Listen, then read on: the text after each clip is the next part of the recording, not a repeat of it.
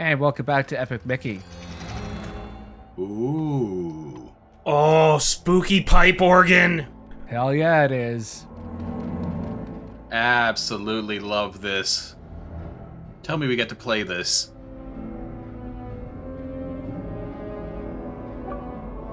Oh, so maybe that's why Epic Mickey 2 took so long to get to Steam, because Gus wasn't able to fix the infrastructure. Ah. There's a whole sordid tale about the process of Epic Mickey 2 on PC. I'll talk about that once we actually play that game. So, yeah, we are going to have to play the organ. Yep. Now, there is an organ in the Haunted Mansion, but it's regular sized. There's not much in this version. This is actually closer to, of all things, Forte from Beauty and the Beast and Enchanted Christmas. Wow, I mean, the one that was sort of like a pilot for a TV show that never took off, or no? Yes, exactly. Maestro Forte. I think there was like also one for Cinderella I remember watching, and one for Atlantis. Basically, Disney has had a long and occasionally fruitful relationship with ways to recycle its old content. In the 60s and 70s, they did it by having a 7-year cycle where their old films would get re-released to theaters. And then in the 90s, there were a bunch of direct to DVD or direct to VHS or DVD sequels to the various Disney films. And then in the 2010s and 2020s, we have the Disney live action remake. It is just a new spin on an old idea. Mm-hmm. Oh, yes, and I forgot the whole Disney Vault thing. The FOMO advertising, yeah. Disney was born in FOMO. It did not see proper sales tactics until it was a man. I like that. But yeah, what I was going to say, though, is that they did, in fact, they did make a TV show out of Aladdin, at least. Like, Return of Jafar was, in fact, a pilot for a cartoon show that was honestly not that bad. Now, unfortunately for us, I was just like a couple of frames too late.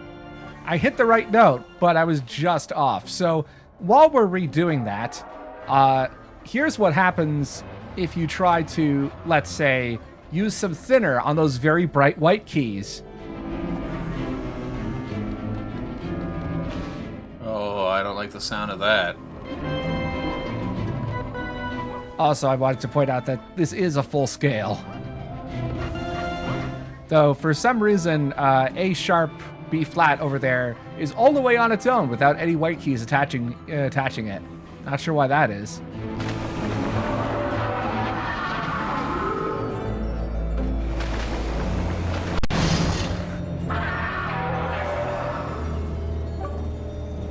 Funny place to put your soul. Oh boy. Oh no, what if he's also one of Constance Hatchaway's ex-husbands?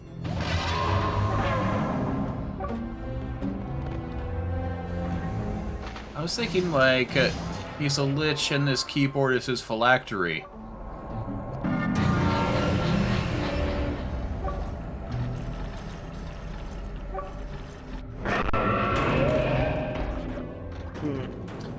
Suddenly robots? Yep, he will turn the Beetle Works on us if we thin out his keys. And there are some floating platforms that you have to use those anvil switches over there to raise them. And that's the only way out of this room if you decide to torture the pipe organ. Seems like more like it being doomed by stupidity. Yeah, it is very clearly, the right way is very obvious, and that's more of a joke at the player's expense. Now, I have heard tell that it's possible to throw down a watch sketch and be able to jump all the way up there while without repairing the steam pipes. But I've never gotten it to work, and I don't know if it's just like a video game urban legend or something, or if I'm just stupid and I don't know how to do it. I do like, at the very least, that the keyboard gives you a warning before it goes apeshit on you. And unfortunately, some of those keys, when you break them, you can't paint them back in. Well, yeah, like you thinned out the white one, but then the other ones just kind of broke on their own. You can't be blamed for that. He's gonna have to get it filled in. I know that I know several pipe organ orthodontists who might be able to help. Ask me a crown. And over here on the right is a gremlin, the last gremlin in the Lonesome Manor area. Now, I was trying to show off a speedrunning technique that I used to do. It is entirely possible to, clear this gap with just a double jump and a spin, but, I was out of practice. So you could just throw down a TV or an anvil and get up here pretty easily. Very precise jumps in the speedrun. Oh, have you seen the speed run? Bits and pieces. Well, I did show you some of the big glitches that were found after I left the speedrunning community for that. Oh, so Stuffus is a secret tool who will help us later. I wouldn't call him a tool. He's pretty nice. Anyway, there's another piece of Donald in here. Once we get back to Ventureland, there's I think it's like a partially implemented, very buggy feature where if you do something specific before you go to Lonesome Manor, Daisy is supposed to help you, or at least tell you where the various pieces of Donald are. I tried to do that at one point, but I haven't been able to get it to work. Although you'll see the bugged out version of it. Do all of these busts be like, consider your actions, etc., etc.? Like, have you actually been breaking any of these guys? But if you do break them, they will stop giving you advice, or the ones later on. When I recorded this, I could not remember what the consequences were of destroying them all, and if it had locked me out of some side material, that wouldn't be good for the LP. So I just decided not to break any more of them. Good call. And we just found the last piece of animatronic Donald. Oh, good. The rest of my nightmares.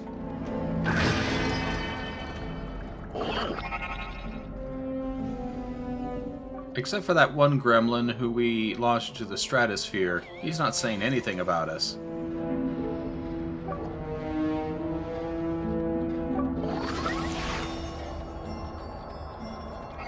I hope that means that Gremlin Ferdinand actually tried to summon an anvil sketch to get himself out. One can only imagine. We're way up there. This was me double checking to make sure I hadn't missed anything.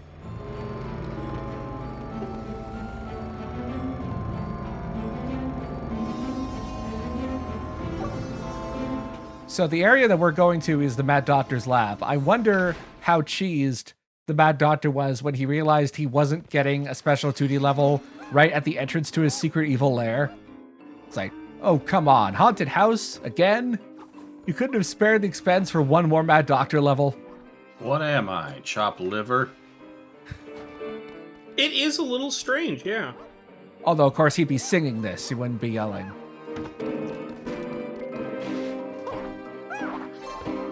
This is also one of the more windy, I guess, level paths that you have to take. Especially for the... as a general rule, when it comes to the film reels, they will usually be on the top or on the top layer, or the higher level. They'll be in a more difficult path, kind of like a Sonic level. Yeah, that is a lot of backtracking you'd have to do if you missed a jump there. Yeah, Epic Mickey 2 does some interesting things when it comes to the reward system for projectors. But again, we'll get there when we get there.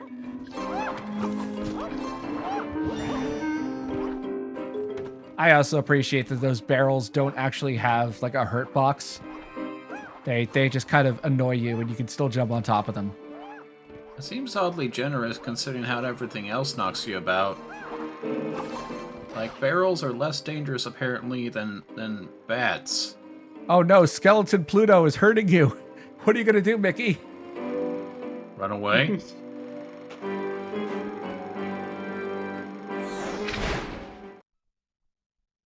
Skeleton Pluto. And with that, it's time to face the Mad Doctor.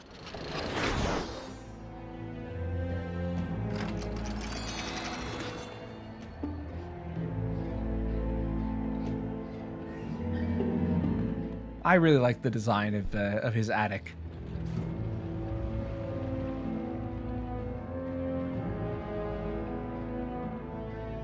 Yeah, this is the first time I've really noticed this in this game. It doesn't really cull or like low poly stuff that often. No, not really. Wait, Mad Doctor, why aren't you singing? That's your whole gimmick. I don't know. Maybe, Maybe it's harder to write lyrics for songs when there's no voice acting. that's possible, yeah. On the other hand, it'd probably be easier, like, if you don't have to actually pay somebody to sing for you. Oh hey, look, it's one of those gremlins we rescued from the library. This is the reward you get for rescuing that particular gremlin and one other. It's because there are 3 Beetle Works generators, but if you rescue certain gremlins, they will help you and destroy 2 of them for you.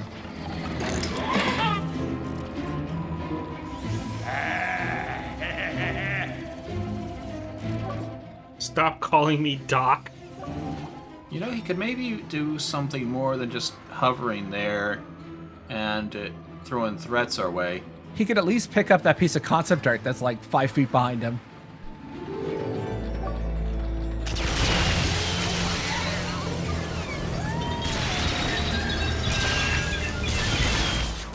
Gus? Have you had your eyesight checked recently? Maybe it's just his aviator goggles are really foggy.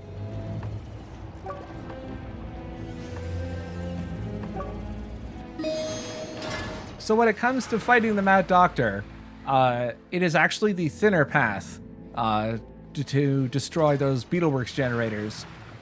The paint path, which I'm going to show off here, is a bit more complicated. Because remember, we've been dealing with those switches.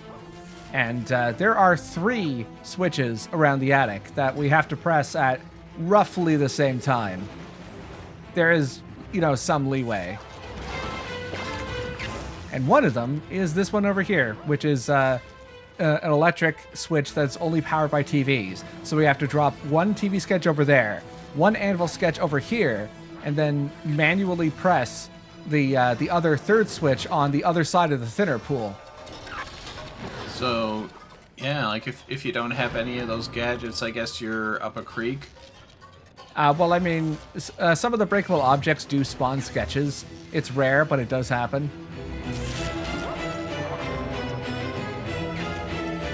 And thankfully, you've got a relatively light or flexible timer when it comes to hitting these sketches.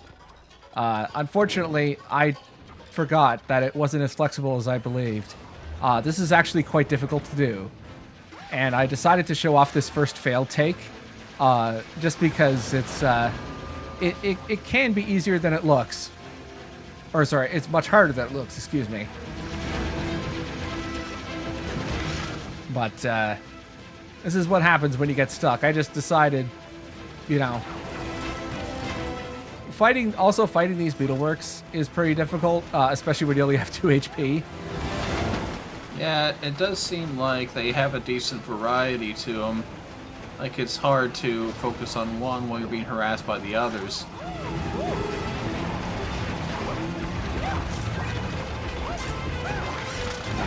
So that take didn't go very well.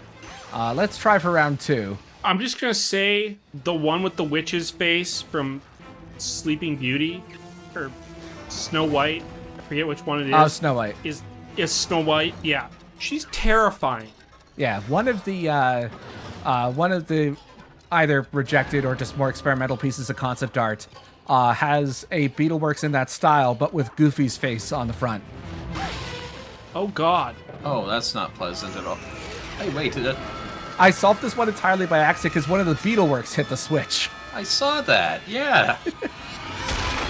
You know what? At this point, I wasn't gonna say no to a GIF horse. Or a gift horse, not a GIF horse. That's something very different. A gif of a horse? Yes, the point is that you don't look at it. You don't look at it in the mouth. What if the gif of the horse doesn't open its mouth? Then you're screwed.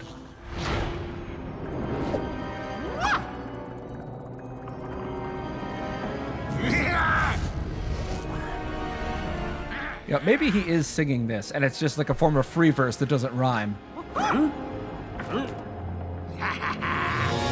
He's trying beatnik poetry. Oh no, he's not a tune. He's animatronic. Wasn't that kind of the twist with the Mad Hatter in American McGee's Alice, that he himself turned himself into a robot? Yeah, actually, that's pretty similar.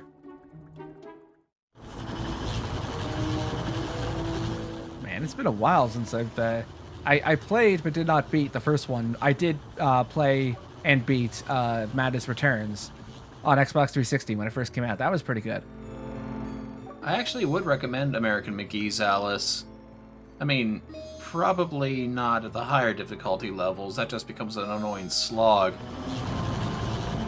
The version of Madness Returns that I have had a free download code for a port of the original Alice for 360. And that game actually controls pretty well with a gamepad. Like, I know it was a PC platformer, but they did a good job translating the controls over.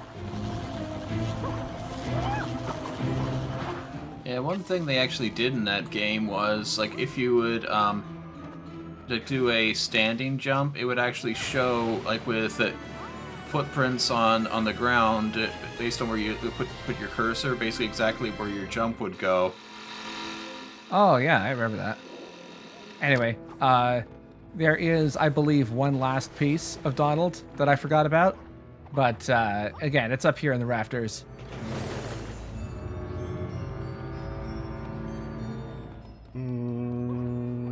How you gonna get up there, Mickey? Huh? Probably through double jumping. Double jumping and some sort of platform that could be summoned out of thin air. It's a shame that Mickey doesn't have that ability. It's a shame that he can't produce 10 of them.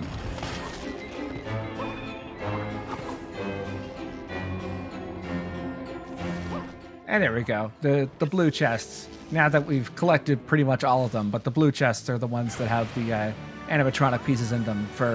That was the same thing for Daisy and Goofy as well. Now the nightmare is complete. Yeah. Donald's right leg and ass cheek. We could not find the anus, though. He'll be very upset.